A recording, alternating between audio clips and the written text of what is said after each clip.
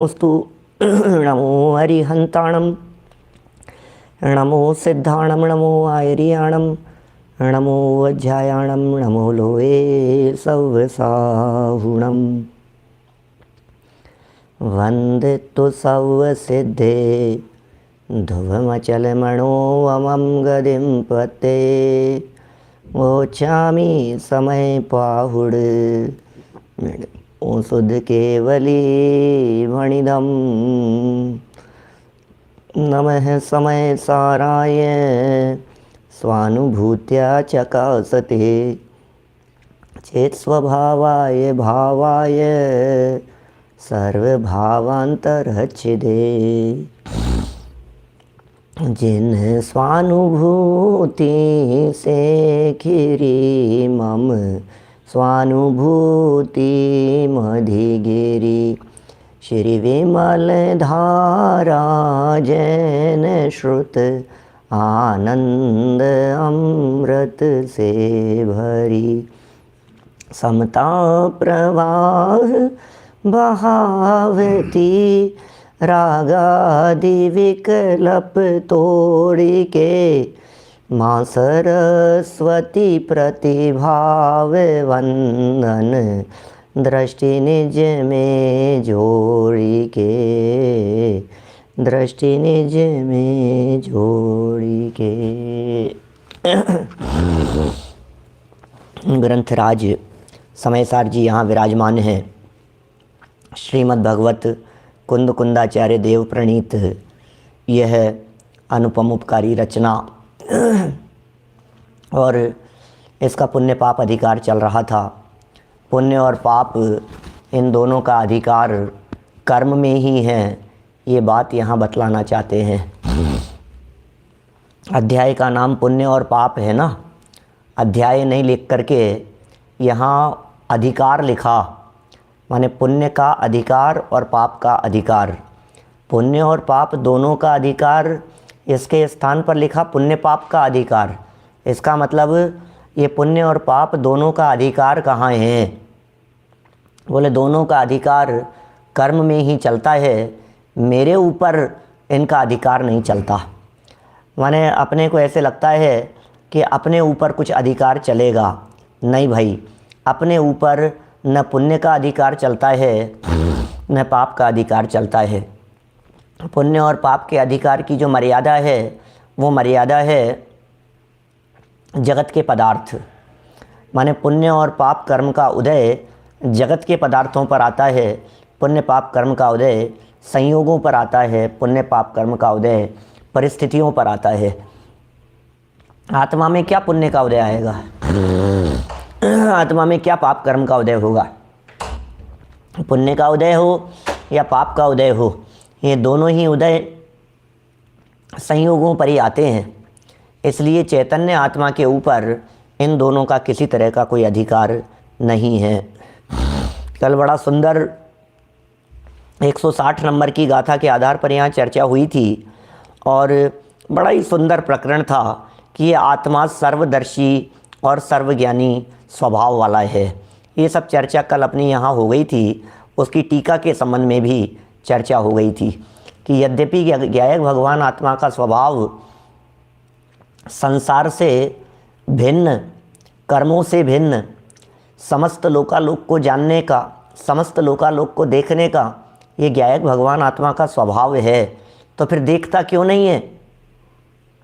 कि क्या करें, ये कर्म के आवरण से ये जीव मलिन हो रहा है, इसलिए यह देख जान नहीं पाता है। इसी बात को आगे बढ़ा रहे हैं और ये कह रहे हैं कि अब आगामी गाथाओं में यह बताते हैं कि कर्म मोक्ष मार्ग के तिरोधाई हैं। ये कर्म तिरोधाई हैं, ये कर्म घात करने वाले हैं, ये कर्म ढक देने वाले हैं, मोक्ष मार्ग को रोकने वाले हैं। माने ये समस्त कर्म मुक्ति के मार्ग के प्रतिबंधक कहे गए हैं, मोक्ष मार्ग को रोकने वाले हैं। और गाथाओं का मूल पाठ हम यहाँ से कर रहे हैं, फिर उसके बाद पद्यानुवाद पढ़ेंगे।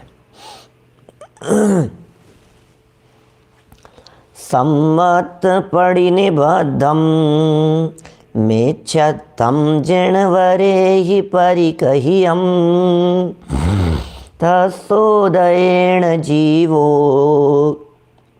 मिच्छादिठ्ठितिनादवो नाणस् पड़ि निबद्धम अन्नाणं जिणवरे हि परिकह्यम तत्सोदयेन जीवो अन्नानि होदिनादवो चारित पड़ि निबद्धम कसायं जिणवरे हि परिकह्यम तत्सोदयेन जीवो अचरितो होदिनादवो। बड़े सुंदर गाथाएं हैं और इन गाथाओं में भी जैसा पिछले 3 गाथाओं का ग्रुप था 157, 158, 159, उन 3 गाथाओं में कुछ कॉमन लाइनें अपन ने देखी थी, ऐसी ही कॉमन लाइनें यहाँ भी हमें दिखाई देती है। प्रश्न वही उठता है कि जब एक शब्द भी, एक अक्षर भी अधिक लिखना आचार्यों को बर्दाश्त नहीं होता है तो फिर क्यों उन्होंने ये रिपीटेशन किया। मैं पुनः वही उसी से मिलती जुलती बात कहना चाहता हूँ कि भाई अध्यात्म के कथनों में रिपीटेशन दोष नहीं होता। चरणानुयोग में, करणानुयोग में, प्रथमानुयोग में रिपीटेशन दोष माना जाता है। यदि अभी ये कहा जाए आपसे राजा श्रेणिक की कथा अभी सुनाई जाए और कल पुनः राजा श्रेणिक की कथा सुनाई जाए और परसों फिर राजा श्रेणिक की कथा सुनाई जाए तो लोग ये कहेंगे पंडित जी अभी कल तो सुनाई थी, परसों तो सुनाई थी, फिर दोबारा वही, फिर दोबारा वही। और यदि 2-4 दिन तक रोज़ाना वही कथा सुनाई जाए तो आप ये कहेंगे कि यार ये तो बेकार है, कोई मतलब नहीं है। माने प्रथमानुयोग रिपीटेशन नहीं चाहिए प्रथमानुयोग को। इसी तरह से चरणानुयोग की बातों को भी रिपीटेशन नहीं चाहिए। करणानुयोग की बातें भी जो कही जाती है वे सब बातें नई नई होती है, उन बातों में भी रिपीटेशन नहीं होता। तो रिपीटेशन द्रव्यानुयोग, देखिए ऐसा कहा है भक्ति और अध्यात्म इन दो में रिपीटेशन दोष नहीं है, अपितु ये रिपीटेशन गुण कहा गया है। क्योंकि कि साहब दोष नहीं है वो तो समझ में आया, लेकिन गुण क्यों कह दिया इसे? कि गुण इसलिए कहा है कि अध्यात्म के विषय का अनुभव करना है और बार बार उस विषय को सुनने से श्रद्धान दृढ़ होता है। माने और भक्ति में बोले भक्ति भी बार बार करने से उनके भाव पकते हैं और वो होता ही है। रोजाना आप नई नई पूजा कहाँ से लाओगे, रोजाना नई नई भक्ति कहाँ से लाओगे? इसलिए घूम फिर के वही भक्तियाँ, वही पूजाएं, वही पाठ, वही स्तुतियाँ, और रोजाना भी यदि आप वही सेम स्तुति बोलो भगवान के सामने तो कोई दोष नहीं है उसमें। इसी तरह है एक द्रव्य दूसरे द्रव्य का कर्ता धर्ता नहीं है। ये बात एक बार सुन ली आपने, अरे भाई रोजाना चोट पड़नी चाहिए, क्योंकि हमारी मान्यता में पर कर्तृत्व इतना जोरों से बैठा हुआ है कि ये तो टूटना ही चाहिए पर कर्तृत्व की मान्यता। तो इसी तरह से आचार्य अमृतचंद्र स्वामी और कुंद स्वामी ये बात समझ रहे हैं कि पुण्य के प्रति आसक्ति कितनी ज़्यादा है। पुण्य के प्रति जितनी आसक्ति और जितनी चेंट है, बोले उसको तोड़ाने के लिए जितनी ज़्यादा चोट मारी जाए इसके ऊपर, जितनी बारंबार चोट मारी जाए उतनी ही कम है। कब तक चोट मारी जानी चाहिए? बोले जब तक इसके टुकड़े नहीं हो जाए तब तक चोट पड़नी चाहिए। कल भी एक एग्जाम्पल मैंने दिया था आपको, मैंने कहा था कल एक बालक का एग्जाम्पल देकर के कि उसे हमने कोई आदेश दिया, उसे फिर आदेश दिया, बोले कब तक? बोले जब तक वो काम न कर लेवे तब तक। इसी तरह से यहाँ भी हम यही बात कह सकते हैं, किसी वस्तु के ऊपर हमने चोट मारी, अब वो चोट किस लिए मारी है? उसके टुकड़े करने के लिए। फिर नहीं टूट रहा है तो फिर क्या करें? बोले फिर चोट मारनी पड़ेगी। बोले फिर चोट मारनी पड़ेगी। बोले बार बार क्यों कर रहे हो? बोले जब तक नहीं टूटेगा तब तक उसको तो करना ही पड़ेगा। इसी तरह से पुण्य पाप कर्म के संबंध में ये बार बार में क्यों चोट मारे जा रहे हैं? इसलिए चोट मार रहे हैं पुण्य पाप के कर्म के ऊपर, क्योंकि ये पुण्य पाप कर्म टूट नहीं रहे हैं, छूट नहीं रहे हैं। पुण्य पाप कर्म छूटकर, पुण्य पाप कर्म टूटकर वीतराग भाव जब तक नहीं हो जाए, तब तक बराबर नियमित निरंतर इन पुण्य पाप कर्म के ऊपर प्रहार होते रहना चाहिए, चोट पड़ती रहनी चाहिए। ये बड़ा मार्मिक प्रकरण है और इसको बहुत गहराई से समझना पड़ेगा। और यदि बारंबार चोट पड़ेगी तो ये आप निश्चित मान करके चलिए कि एक दिन वो अवश्य टूटेगा ही टूटेगा, छूटेगा ही। इन पुण्य पाप कर्म को थोड़ा बहुत भी लिहाज नहीं करना इसका। यदि आपने थोड़ा बहुत भी लिहाज करके इसके ऊपर चोट मारने में थोड़ा सा हाथ को ढीला रखा तो बोले ये टूटेगा ही नहीं। माने ये इस पर तो दृढ़ता रखनी पड़ेगी, मजबूती से बात कहनी पड़ेगी, तब जाके काम चलेगा। कई लोगों ने पिछले जब इतना प्रकरण पुण्य पाप के संबंध में चल रहा है, एक दो लोगों के मैसेज आए कि साहब आप इतना क्यों कड़क शब्दों में बात करते हो, कि भाई यदि कड़क शब्दों में नहीं कहें तो ये जीव पहले ही उस पुण्य के प्रति, उस शुभ भाव के प्रति आसक्त है, और यदि हमने फिर थोड़ा सा ढीलापन रखा तो सामने वाला तो उसी ढीलेपन के आधार पर वापस उससे चैंटने वाला है। नरेश जी लोहाड़िया साहब, देखो जरा, गाथाएं तो अपन ने बोली है, इसका पद्यानुवाद एक बार हम यहाँ बोलते हैं। सम्यक प्रतिबंधक कर्म मिथ्यात्व जिनवर ने कहा, उसके उदय से जीव मिथ्या दृष्टि होता है सदा। सद्ज्ञान प्रतिबंधक कर्म अज्ञान जिनवर ने कहा, उसके उदय से जीव अज्ञानी बने यह जानना। चारित्र प्रतिबंधक कर्म जिनने कषायों को कहा, उसके उदय से जीव चारित्र हीन हो यह जानना। सम्यक्त्व प्रतिबंधक कर्म मिथ्यात्व कहा है जिनेंद्र भगवान ने। सम्यक्त्व का प्रतिबंध करने वाला ये मिथ्यात्व कर्म जिनेंद्र भगवान ने कहा है। और उसके उदय से, उस मिथ्यात्व कर्म के उदय से ये जीव मिथ्या दृष्टि होता है। सम्यक्त्व कर्म के उदय से, सम्यक्त्व का प्रतिबंधक माने उसको रोक देने वाला वो कर्म मिथ्यात्व कर्म है।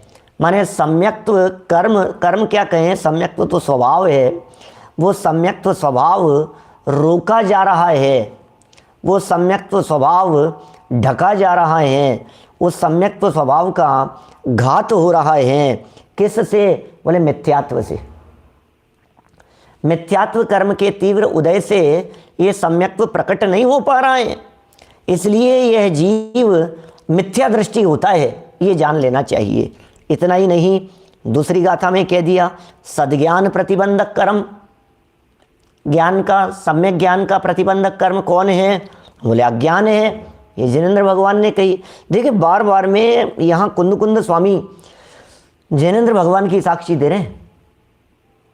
तीनों गाथाओं में जिनवरे हिम परिकहियम, जिनवरे हिम परिकहियम, जिनवरे ही परिकहियम, 3 जगह शब्द के प्रयोग किए हैं तीनों गाथाओं में।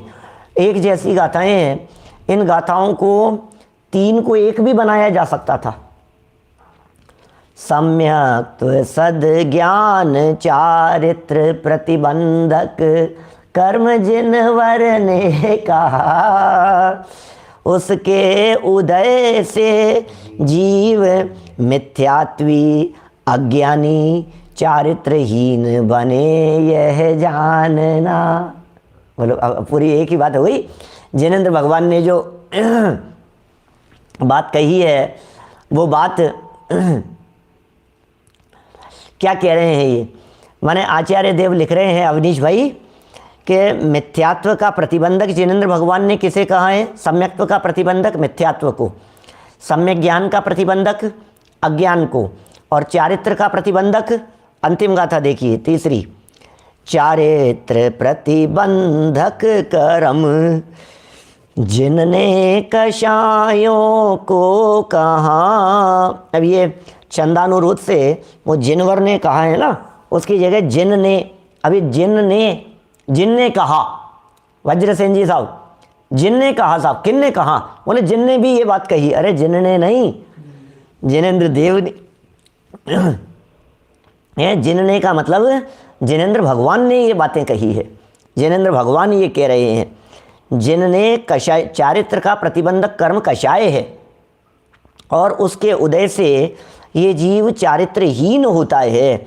इसका मतलब कषाय के उदय से इस जीव को चारित्रहीन कहा गया है।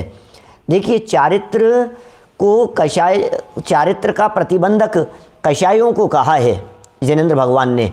इसका मतलब कषाय का अभाव होने पर चारित्र प्रकट होता ही होता है, ये नियम जानना चाहिए। जितना चारित्र का अभाव होगा, जितना कषाय का अभाव होगा, उतना चारित्र होगा ही होगा। माने इसको जो लोग ये कहते हैं कि सम्यक दृष्टि हो गया साहब और चारित्र नहीं हुआ, वैसे वो भी तर्क हैं, वो भी बातें हम सिद्ध कर चुके हैं पहले भी मोक्ष मार्ग प्रकाशक पढ़ते समय। माने ऐसा कह सकते हैं दिनेश सिंह जी साहब कि चारित्र नहीं है साहब, चारित्र नहीं है, उसको भी सिद्ध कर सकते हैं अपन, क्योंकि सम्यक दृष्टि चौथे गुणस्थानवर्ती जीव की दिशा बदली है, दशा नहीं बदली है। अभी उसकी तो दिशा ही चेंज हुई है। माने वो जिस जगह था श्रद्धा मिथ्या थी, ऐसे इस तरफ मुंह था, अब ये घुमा करके इधर मुंह कर दिया, इधर मुंह था इधर मुंह कर दिया। तो सिर्फ दिशा ही तो बदली है, और इस दिशा के बदलने पर अभी उसने कदम तो बढ़ाए नहीं है। यदि वो दिशा बदलने पर कदम बढ़ाता तो हम कहते चारित्र है। अभी चला तो बिल्कुल नहीं है, अभी तो गमन तो उसने किया नहीं है, इसलिए चारित्र नहीं है। देखिए ये बात यद्यपि अभी इस प्रकरण से उल्टी जा रही है ना, लेकिन पूर्व पक्ष रखा है, ऐसा कह सकते हैं। बोले साहब चारित्र नहीं हुआ, चारित्र नहीं हुआ, लेकिन आचार्य देव ये भी कह सकते हैं कि दिशा बदलने में भी तो चारित्र हुआ है। दिशा बदलने में भले ही उस जीव ने दिशा बदलने के लिए कदम नहीं बढ़ाए हों अभी, लेकिन दिशा बदलने के लिए उसका बदलाव तो हुआ है। तो बोले इस बदलाव का नाम ही चारित्र है। और ऐसा भी कह सकते हैं कि जिस व्यक्ति ने दिशा बदल ली है, अब उसकी दशा तो नियम से बदलेगी ही बदलेगी। क्या महेंद्र मालू जी साहब, अभी उसकी जो दशा है वो दशा नहीं बदलेगी, ऐसा हो नहीं सकता है। जिस जीव की दिशा विपरीत थी, उस जीव की सारी प्रवृत्तियां विपरीत दिशा में चलती थी। जिस जीव की दिशा सम्यक हो गई, उसकी सारी प्रवृत्तियां सही दिशा के अंदर चलने लगेगी। अब उसका सारी प्रवृत्तियों को हम चारित्र कहेंगे। अब वो जो भी कर रहा है वो सब चारित्र है। अनंतानुबंधी चले गई, यहाँ लिख रहे हैं चारित्र का प्रतिबंधक कर्म कषायें थी, और चारित्र का प्रतिबंधक कर्म कषायें होने पर बोले कषायें चले गई तो चारित्र प्रकट हो गया। अनंतानुबंधी गई तो उतना चारित्र हुआ, अप्रत्याख्यानावरण गई तो उतना चारित्र हुआ, प्रत्याख्यानावरण कर्म के जाने पर उतना चारित्र होगा, और संज्वलन के जाने पर परिपूर्ण चारित्र होगा। चारित्र में पूर्णता आ जाएगी जब संज्वलन चली जाएगी तब। तो इस बात को इसी तरह से अपने को समझना पड़ेगा। तो 3 स्थानों पर एक जैसी भाषा का प्रयोग किया है। भैया हम नहीं कह रहे हैं, भैया जिनेंद्र भगवान ये कह रहे हैं। इनके उदय से, इनके उदय से, उनके उदय से क्या होता है? मिथ्या दृष्टि होता है, अज्ञानी होता है और चारित्रहीन होता है। मिथ्या दृष्टि, अज्ञानी और चारित्रहीन कैसे हुआ ये चारित्रहीन कैसे हुआ है ये व्यक्ति? चारित्रहीन होने के पीछे बोले कषायें हावी थी। 2 ही बातें हैं। या तो कषाय हावी हो जावे या अपना स्वभाव हावी रहे। जिसने स्वभाव का अवलंबन लिया उसकी कषाएँ मंद हो जाती है, अभाव को प्राप्त हो जाती है, और जिसने स्वभाव का अवलंबन छोड़कर कषायों की तरफ दृष्टि दी फिर उसका क्या होगा? बोले उसका तो फिर वो चारित्रहीन हो जाएगा। चारित्र रोकने वाले कर्म हैं। और ये जो जिसे प्रतिबंधक कर्म कहा गया है, जिसे मिथ्यात्व, अज्ञान, असंयम कह करके पुकारा गया है, इसी को यदि हम किसी और एंगल से बात करें, इसी को यदि दूसरे एंगल से बात करें तो हम ये कह सकते हैं मिथ्यात्व, अज्ञान और असंयम ये सब शुभ चारित्र रूप प्रवर्तन की बात कर रहे हैं। शुभाशुभ रूप जो प्रवर्तन था, अशुभ रूप प्रवर्तन को तो सब कहते ही हैं, लेकिन ये मिथ्यात्व है, ये अज्ञानपना है और ये चारित्रहीनपना है, ये सब शुभ भावों के लिए कह रहे हैं। और ये शुभ भाव भी अज्ञानी के शुभ भाव की बात है, ज्ञानी के नहीं, क्योंकि ज्ञानी के शुभ भाव तो मुक्ति मार्ग में साधक हैं, सहयोगी हैं ऐसा कहें, लेकिन अज्ञानी के ये शुभ भाव, ये अज्ञानी के शुभ भाव मोक्ष मार्ग में बाधक होने के कारण उसको यहाँ कहा जा रहा है। पाप बुरा है, पुण्य भला है, अब तक ऐसा जाना था, और शुभ कर्म कमाऊं सुख होगा, अब तक ऐसा माना था, पर आज समझ में आया है वीतरागता ही धर्म है। भाई साहब, ये बात आज हमारे को समझ में आई है। चलिए, इस तरह से इन तीनों गाथाओं में ये मार्मिक बात कह दी।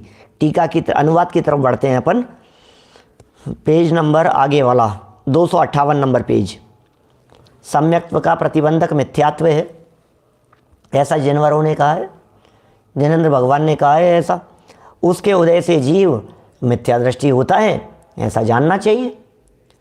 माने मिथ्यात्व कर्म के उदय से ये जीव मिथ्या दृष्टि होता है। सम्यक्त्व प्रतिबंधक, ये भी थोड़ा सा विचारणीय है। पहले ऐसे भजन चला करते थे कि सम्यक्त्व की चाबी से मिथ्यात्व का ताला खुल जाता है, हैं? ऐसे भजन पहले पुराने समय में माताएं बहनें बड़ा मंदिरों के अंदर गाया करती थी कि हे प्रभु, वो सम्यक्त्व की चाबी से ये मिथ्यात्व का ताला खुल जाए। लेकिन मैं ये कहता हूँ कि यह मिथ्यात्व का ताला कभी चाबी से खुलता ही नहीं है, क्योंकि सम्यक्त्व रूपी चाबी उस मिथ्यात्व रूपी ताले के अंदर बंद है, बाहर है कहाँ? बाहर में वो चाबी है ही नहीं हमारे पास में। अरे सम्यक्त्व रूपी चाबी यदि हमारे पास में हो तो फिर मिथ्यात्व रूपी ताला लगा ही नहीं हो सकता है। मिथ्यात्व रूपी ताला लगा है, इसका मतलब सम्यक्त्व रूपी चाबी उसके अंदर है। क्या करें, तो गाड़ी लॉक हो गई है और चाबी गाड़ी के अंदर रह गई है, ऐसा है। ये तो ऑटोमेटिक लॉक वाली स्थिति है कि चाबी अंदर रह गई और ऑटोमेटिक दबा करके वो लॉक बंद हो गया। ऐसे होते हैं ना, दबा करके बंद हो गया। अब क्या करें? अब तो बोले हथौड़े से तोड़ना पड़ेगा भाई साहब इसको, और तोड़ करके ही सम्यक्त्व रूपी चाबी निकलेगी। और फिर वो जो सम्यक्त्व रूपी चाबी निकलेगी वो चाबी किसी काम की नहीं क्योंकि ताला टूट चुका है।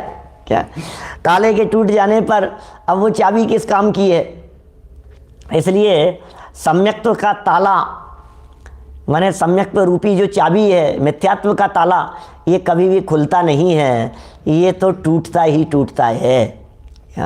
ये नंबर लॉक नहीं है, ये ऑटोमेटिक लॉक है। वो दब करके बंद होता है ना, जैसा देखे होंगे आपने इस तरह के, उसको दबा दो वो बंद हो जाता है। वो चाबी से खोलो तो खुलता है, बंद हो जाता है।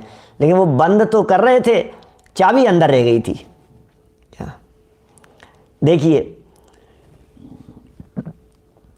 तो सम्यक्त्व का प्रतिबंधक कर्म, ऐसे ही अनंतानुबंधी के बारे में कहा जाता है कि अनंतानुबंधी सम्यक्त्व की घातक है।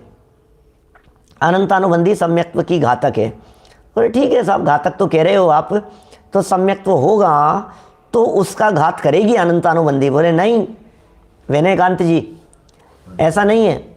बोले सम्यक्त्व को उत्पन्न ही नहीं होने देना, यही उसका घातकपना कहलाता है।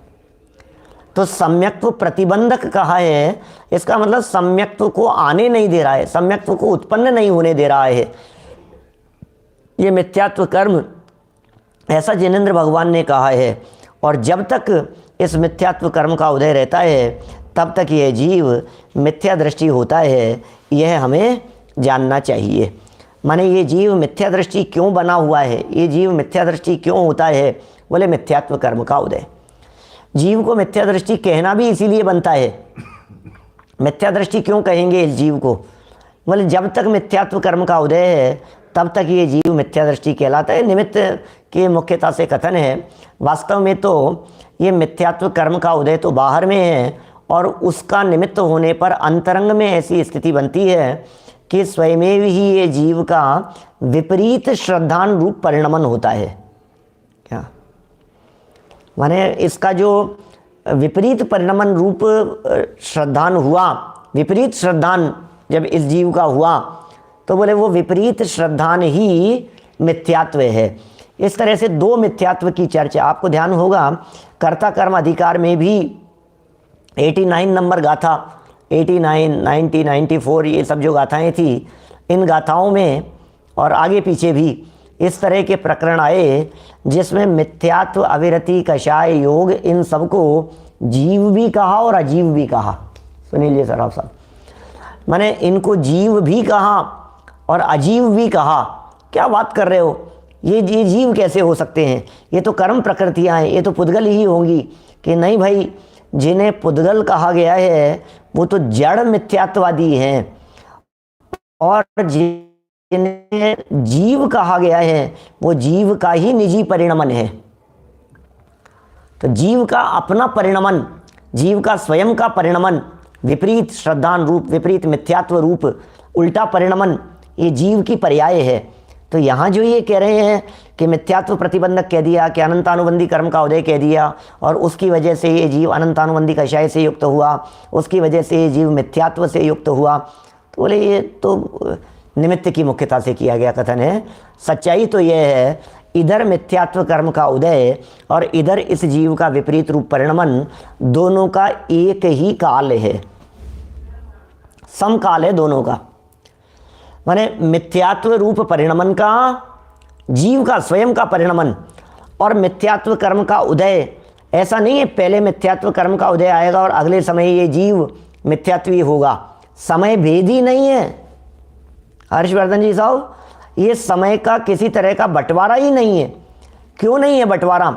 इसीलिए नहीं है बंटवारा क्योंकि दोनों के काल प्रत्यासत्ति, काल प्रत्यासत्ति जानते हैं आप, एक शब्द मिलता है कर्णानुयोग में, काल प्रत्यासत्ति।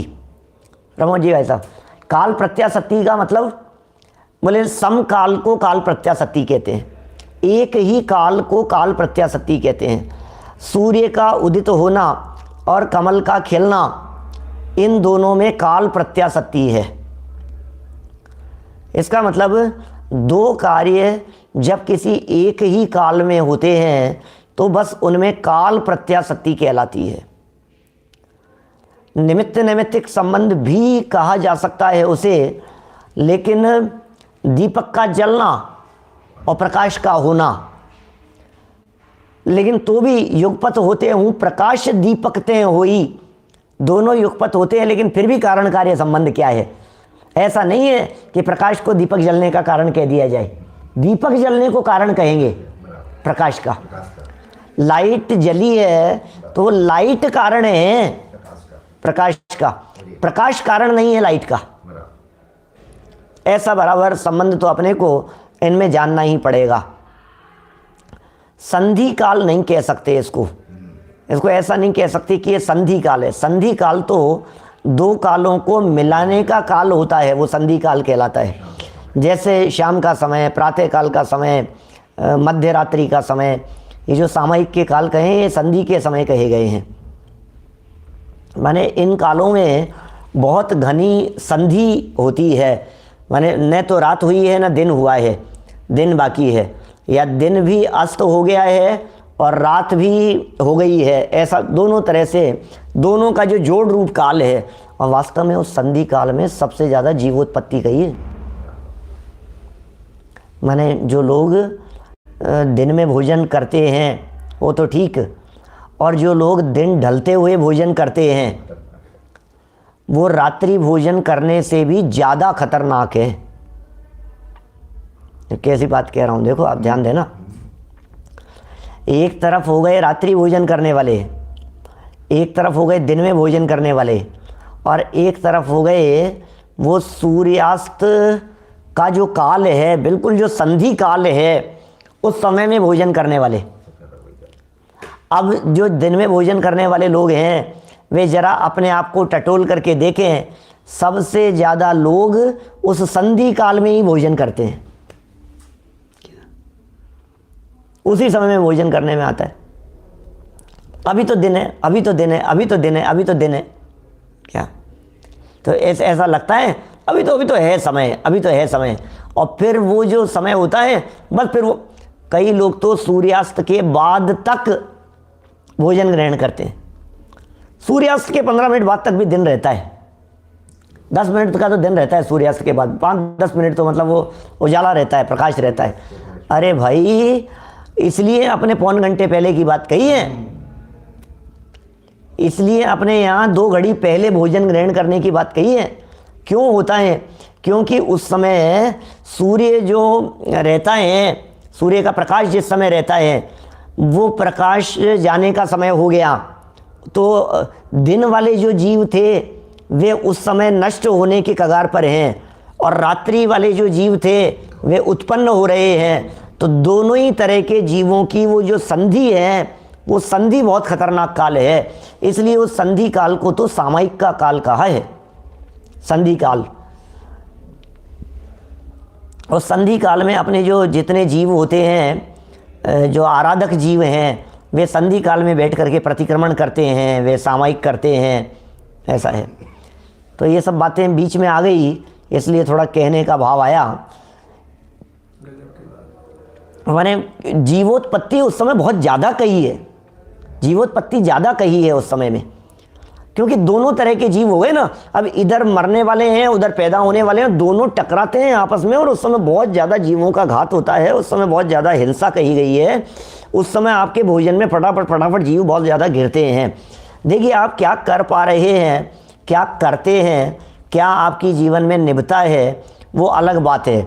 आपको आते आते देर हो गई है तो आप उस समय तक ले रहे हैं, वो अलग बात है। लेकिन कम से कम हमारे ज्ञान में तो ये सही बात रहनी चाहिए कि ये अयोग्य है, ये योग्य नहीं है, ये छोड़ देने योग्य है, ये समय टाल देने योग्य है। इसका अर्थ कोई व्यक्ति ये नहीं समझे कि तो फिर साहब रात में ही ले लें, फिर रात में तो कम होता है ना, क्या? अरे नहीं भाई, ऐसा छल ग्रहण नहीं करना। यहाँ तो जल्दी ग्रहण करने के लिए प्रेरणा दी जा रही है, उपदेश तो ऊंचा चढ़ने के लिए दिया जाता है। तो यदि उल्टा नीचे गिरेगा तो इसमें उपदेशदाता का तो कोई दोष है नहीं। 232 नंबर पेज पे लिखी पंडित जी साहब ने ये पंक्ति। देखिए यहाँ पढ़ रहे हैं अपन, सम्यक्त्व का प्रतिबंधक मिथ्यात्व है, ऐसा जिनवरों ने कहा है, जिनेंद्र भगवान ने कही है ऐसे। उसके उदय से जीव मिथ्या दृष्टि होता है, ऐसा जानना चाहिए। फिर सेकंड वाली गाथा का अर्थ, ज्ञान का प्रतिबंधक। ज्ञान का प्रतिबंधक मतलब सम्यक ज्ञान का प्रतिबंधक। यहाँ ज्ञान का प्रतिबंधक तो कोई कर्म हो ही नहीं सकता, किसी कर्म की ये ताकत नहीं जो हमारे ज्ञान को प्रतिबंधित कर देवे। किसी भी कर्म की ये ताकत नहीं है जो ज्ञान को ढक सके। अरे आज तक ऐसा कोई कर्म बना ही नहीं है जिस कर्म ने मेरे ज्ञान को पूरी तरह से ढका हो। इस कर्म ने ज्ञान को आवृत करने का प्रयास तो बहुत किया, लेकिन फिर भी ये मेरे ज्ञान को पूरी तरह से आवृत कर नहीं सका। अच्छा, ज्ञान को यदि ये कर्म पूरी तरह से आवृत कर दे तो क्या होगा? जड़ हो जाएगा जीव, जीव ही जड़ हो जाएगा, बचेगा कहाँ? प्रतीक भाई सेमारी देखो क्या कह रहे हैं यहाँ, मोक्ष के ज्ञान का प्रतिबंधक अज्ञान है, बराबर, ऐसा जिन वरों ने कहा है। अब ये ज्ञान का प्रतिबंधक अज्ञान है, मतलब अज्ञान क्या चीज़ है ये? क्या? तो उसके उदय से जीव अज्ञानी होता है, ऐसा जानना चाहिए। अज्ञान कर्म का उदय है, इस अज्ञान भी कर्म का उदय भी कह सकते हैं, कर्म का उदय भी, क्योंकि उसके उदय से कहा है ना जीव को। तो अज्ञान नाम का भी कर्म है क्या कि हाँ, ज्ञानावरणी कर्म को ही अज्ञान कर्म कह सकते हैं। ज्ञानावरणी कर्म ही अज्ञान कर्म है, उसके उदय से ये जीव अज्ञानी हो जाता है। इसी तरह चारित्र प्रतिबंधक, चारित्र की प्रतिबंधक कषायें हैं, कषायें ही चारित्र की प्रतिबंधक कही हैं, ऐसा जिनवरों ने कहा है। जिनवर नहीं, जिनवरों ने। जरा देखिए बहुवचन का प्रयोग किया है यहाँ सब जगह, जिनवरैः, जिनवरों ने कहा है, ऐसा जिनवर ने कहा है। नहीं तो किसी एक जिनवर की बात नहीं है, ये तो भूतकाल में जितने आज तक अनंत जीव जिनवर हो चुके हैं सबका एक ही पंथ है, सबकी एक ही बात है। रमेश बुरीचा जी साहब, सबका एक ही मार्ग है, एक ही उपदेश है, एक ही आदेश है। बोले ये तो प्रतिबंधक है, ये तो प्रतिबंधक है, ऐसा जिनवरों ने कहा। उसके उदय से जीव अचारित्रवान होता है, ऐसा जानना चाहिए। चारित्रहीन भी कह सकते हैं, हीन चारित्रवन, इसको कुचारित्र भी कहें, लेकिन कुचारित्र नहीं कह। पता है आपको, चौथे गुणस्थानवर्ती के जीव के चारित्र है, सम्यक चारित्र है कि मिथ्या चारित्र है? बोलो, चौथे गुणस्थानवर्ती जीव के सम्यक चारित्र है या मिथ्या चारित्र है? अरे साहब क्या कहें। अच्छा, चौथे गुणस्थानवर्ती सम्यक दृष्टि ज्ञानी जीव की, कमल जी पढ़ लिया साहब, चौथे गुणस्थानवर्ती सम्यक दृष्टि ज्ञानी जीव की विषय कषाय में प्रवृत्ति वो सम्यक चारित्र है या मिथ्या चारित्र है? अब और फंस गए देखो आप। क्या विषय कषाय में प्रवृत्ति को सम्यक चारित्र कहें या मिथ्या चारित्र कहें? बहुत सुंदर भाई साहब। अवनीश भाई, अचारित्र कहा गया है उसे, उसे न सम्यक चारित्र कहा गया है न मिथ्या चारित्र कहा गया है, उसे सम्यक। अच्छा, विषय कषाय को सम्यक चारित्र कैसे कहें? कैसे कहें भाई साहब? विषय कषाय रूप प्रवर्तन को आप सम्यक चारित्र कहोगे तो ये तो योग्य नहीं बनती है बात। तो मिथ्या चारित्र कह दो कि मिथ्यात्व नहीं है तो उसको मिथ्या चारित्र कैसे कहें? मिथ्यात्व के सद्भाव में होने वाला चारित्र मिथ्या चारित्र कहलाता है। अब मिथ्यात्व नहीं है इसलिए उसका चारित्र मिथ्या चारित्र नहीं है, तो मिथ्या चारित्र है नहीं, सम्यक चारित्र कहना नहीं चाहते उसे, तो क्या कहोगे? बोले चारित्र नहीं है भैया, अभी ऐसा कहो उसे। क्या आचारित्र कह करके पुकारो। आचार्यों ने आचारित्र नाम दिया है, उसका एक स्पेशल नाम है आचारित्र। ये कैसे नाम दिया है? आचार्य देव कितना सोच समझ करके एक एक शब्द को रखते हैं, एक एक शब्द के पीछे कितना सोचते हैं, विचार करते हैं गंभीरता से। हम तो तुरंत बोलो भैया सम्यक चारित्र है या मिथ्या चारित्र, तो हमें लगता है कि भाई या तो सम्यक तो कहेंगे या मिथ्या तो कहेंगे। अरे नहीं भाई, ऐसा नहीं है, आपको सोचना पड़ेगा। अच्छा बतलाइए, हमारा मुंह झूठा है और बिना छना पानी है, और कुल्ला करने की स्थिति बिना छने पानी से नहीं होती है, तो अब बिना छना पानी से कुल्ला करना या फिर झूठे मुंह दर्शन करने के लिए चले जाना? बोलो क्या जवाब है? झूठे मुंह दर्शन करने के लिए चले जाएं, झूठे मुंह चले जाएं कि बिना छने जल का प्रयोग करके चले जाएं, कुल्ला करके चले जाएं? उससे क्या करें? अरे साहब, दोनों में से सोचना पड़ेगा, दोनों में से कौन सी बात ज़्यादा वजनदार है? अरे ज़्यादा वजनदार की क्या बात कर रहे हो आप? दर्शन करना जरूरी नहीं है। ये तो वैसी बात हो गई ना जैसे वो मुनिराज के संबंध में पूछा जाता है, मुनिराज सच कहेंगे या मारने के लिए कहेंगे? क्या कहेंगे? बोलो कि नहीं मारने के लिए, तो कैसे कह सकते हैं? तो झूठ बोलेंगे कि हिंसा, एक में हिंसा का पाप लग रहा है, एक में झूठ का पाप लग रहा है। अब मुनिराज कौन सा पाप करेंगे? कि नहीं अब देखो पाप में तो हिंसा ज़्यादा बड़ा पाप है, झूठ तो चल जाता है, कोई बात नहीं, तो हिंसा पाप से बचने के लिए झूठ पाप कर लेंगे। अरे पाप तो पाप है, मुनि भूमिका है, बोलना जरूरी नहीं है। मौन रहेंगे? क्या जरूरत है इधर का इधर बतलाएं, ऐसा करें क्या? किसने उनको, वो किसी सड़क चलते व्यक्ति से बंध गए हैं क्या मुनिराज? मुनिराज बंध गए हैं?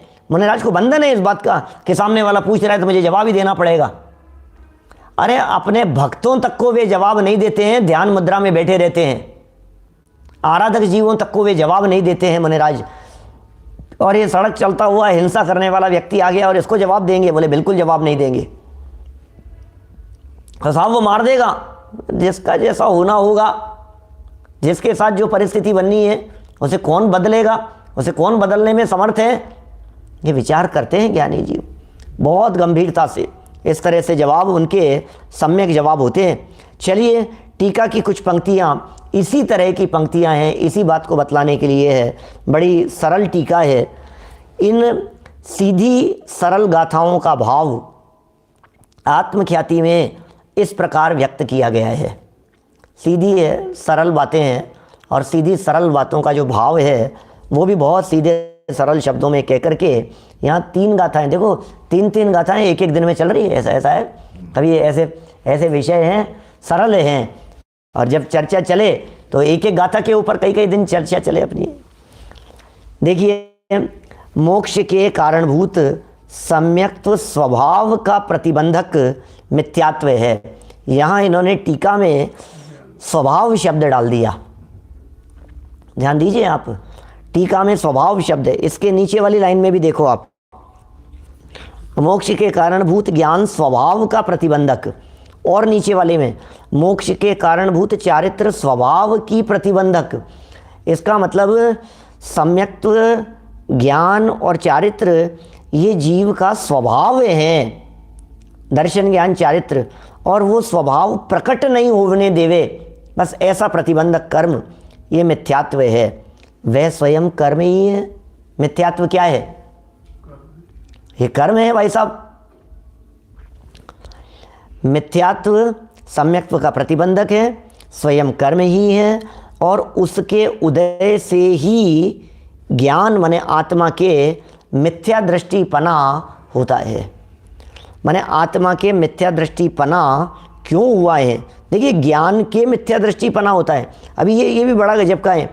उसके उदय से ज्ञान के अज्ञानीपना होता है, उसके उदय से ज्ञान के अचारित्रपना होता है। तीनों जगह पर ज्ञान ज्ञान शब्द का प्रयोग कर रहे हैं। मैं पढ़ूँ एक बार पहले, देखो पहले तीनों वाक्य पढ़ देता हूँ, फिर इन वाक्यों के अंदर पीछे छिपी हुई गहराई की चर्चा करूँगा। कमल जी बोरा साहब देखना क्या कह रहे हैं। दूसरा वाक्य पढ़ता हूँ।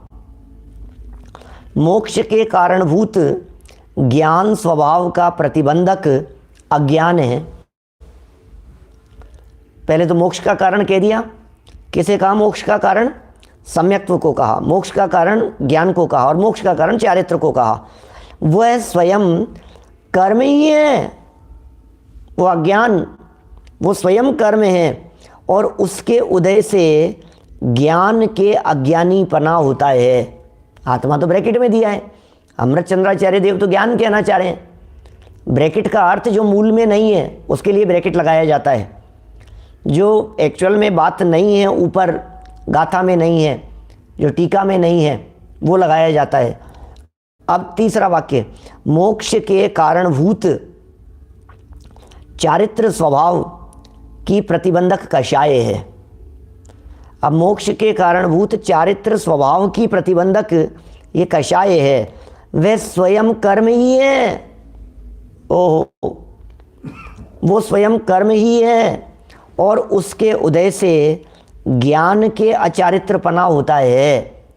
देखिए भाई साहब, आप पिछली गाथाओं को याद कीजिएगा। पिछली गाथाओं में जहाँ दर्शन ज्ञान चारित्र रूप परिणमन के लिए ज्ञान का ही प्रयोग किया था। ज्ञान का ऐसा परिणमन, ज्ञान का सम्यक श्रद्धा रूप परिणमन, ज्ञान का सम्यक ज्ञान रूप परिणमन, ज्ञान का परिणमन सम्यक चारित्र रूप।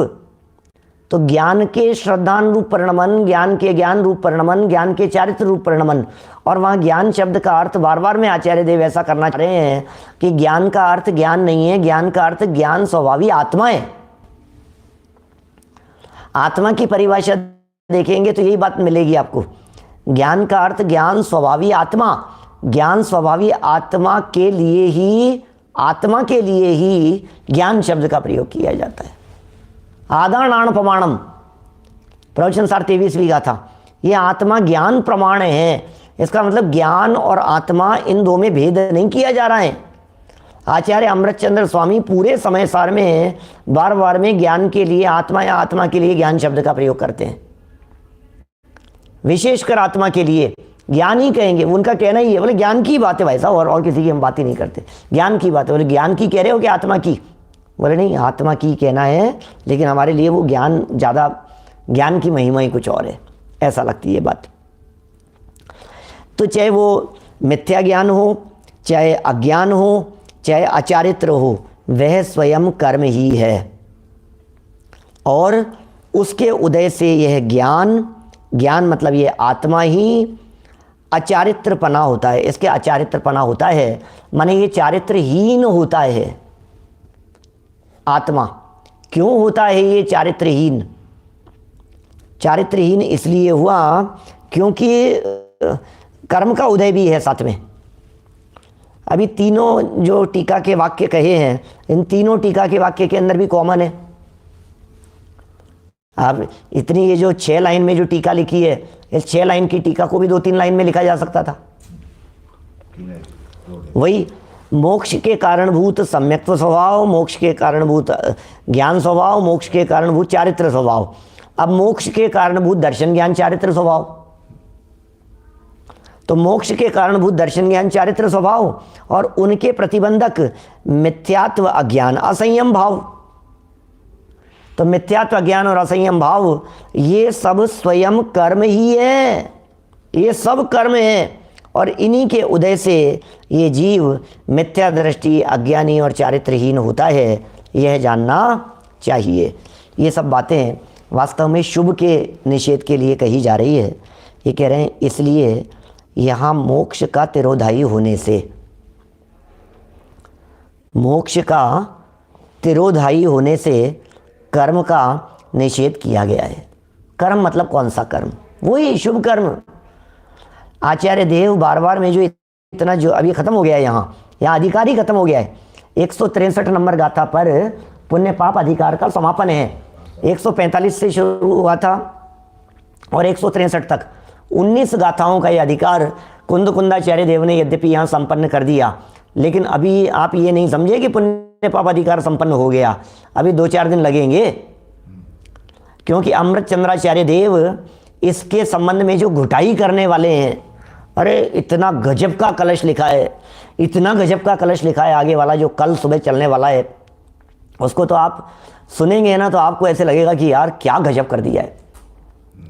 निष्कर्म में ही रस जगे तब ज्ञान दौड़ा आएगा, ऐसे गजब के शब्द दिए, बड़ा गजब के मार्मिक पंक्तियाँ हैं। तिरोधाई का अर्थ है ढक देने वाला, आवरित कर देने वाला।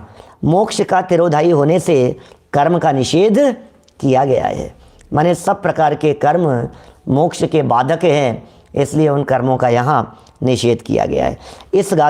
इस प्रकार गाथा और टीकाओं का निष्कर्ष यह है कि सम्यक दर्शन, सम्यक ज्ञान और सम्यक चारित्र मोक्ष के कारण रूप भाव हैं। और जो रत्नत्रय रूप भाव होते हैं, उन रत्नत्रय रूप भावों में नियम से मिथ्यात्वादी भाव नहीं होते। इसलिए रत्नत्रय रूप जो भाव हैं, वे भाव ही मोक्ष के कारण हैं। उनमें राग नहीं होता, उनमें विकल्प नहीं होता, उनमें शुभाशुभ परिणमन नहीं होता। तो सम्यक दर्शन, सम्यक ज्ञान, सम्यक चारित्र मोक्ष के कारण रूप भाव है और इनके प्रतिबंधक मिथ्यात्वादी भाव हैं, जो स्वयं ही कर्म रूप हैं, जो स्वयं ही कर्म रूप हैं। इन्हें ही कर्म के रूप में कहा गया है। यही कारण है कि कर्म रूप समस्त भावों का मुक्ति मार्ग में निषेध किया गया है। देखो ऊपर क्या कहा था, मोक्ष का तिरोधाई होने से कर्म का निषेध किया गया है। ये अमृत चंद्राचार्य देव की पंक्तियाँ थी। अब ज्ञायक भाव प्रबोधनी में दादा क्या लिखते हैं, ये कह रहे हैं कर्म का प्रतिबंधक कहने में आपको थोड़ी वो फीलिंग नहीं आती। अब मैं थोड़ा सा आपको फील कराता हूँ, ध्यान देना। कर्म को मोक्ष मार्ग का प्रतिबंधक कहा है। हाँ ठीक है साहब, कर्म तो प्रतिबंधक है, क्योंकि मुक्ति में तो कर्म रहित पना है, इसलिए मुक्ति का वो प्रतिबंधक है। अब सुनो, व्रत पूजा आदि मुक्ति के प्रतिबंधक हैं, शील संयम आदि मुक्ति के प्रतिबंधक हैं, दया दान व्रत पूजा भक्ति के भाव ये मुक्ति के प्रतिबंधक हैं। अब थोड़ा सा झटका लगता है, बोले क्योंकि कर्म कहने में भी यही बात थी, बात तो वही है, लेकिन जो कर्म कह रहे थे उसमें हमारे को ये फीलिंग नहीं आ रही थी कि ये शुभ भावों को भी प्रतिबंधक कहा जा रहा है।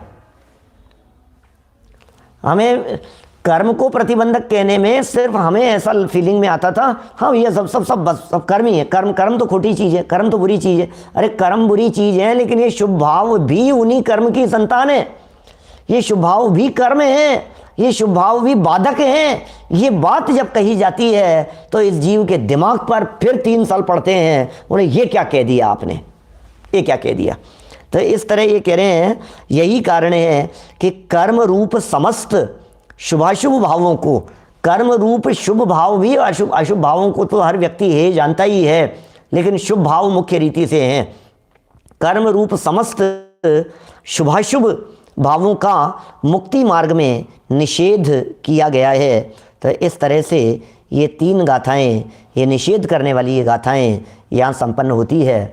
और आगे हम चलने वाले हैं अब 109 नंबर के कलश की तरफ, जिसकी चर्चा कल अपेक्षित विस्तार से करेंगे। बड़ा गजब का ही कलश है, उसकी चर्चा कल होगी। और आज एक अतिरिक्त प्रवचन, एक विशेष अतिरिक्त प्रवचन का लाभ आप लोगों को दोपहर में लगभग 4 बजे से 4-5-10 के आसपास शुरू होगा। लिंक ग्रुपों के ऊपर डाल दी जाएगी।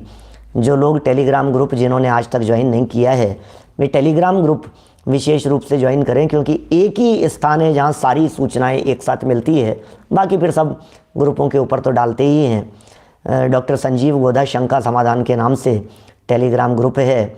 उस टेलीग्राम ग्रुप पर शाम को करीब 4 बजे से 4:10 के बीच में प्रवचन शुरू होगा। विशेष प्रवचन होगा अलग से, और सायंकालीन प्रवचन जो है वो तो यथावत रहेगा ही, वो ठीक 8 बजे ही शुरू हो जाएगा आज। तो इसलिए आप उसका, क्योंकि यहाँ जो हम गिरनार जी में हैं अभी, और गिरनार जी में यहाँ आयोजन चल रहा है, तो शाम को यहाँ समापन समारोह का उसका एक समय सार वर्ष के समापन समारोह का कुछ आयोजन है। उसे छोड़ करके हम तो अपनी चर्चा यहाँ रत्नकरण श्रावकाचार्य की करेंगे ही यथावत। चलिए जिनवाणी स्तुति। निज निधि निज में बताई, यह अनंत उपकार है, उसके लिए जिन वाणी माँ को वंदना शत बार है, वंदना शत बार। नमो हरिहंताणं, नमो सिद्धाणं।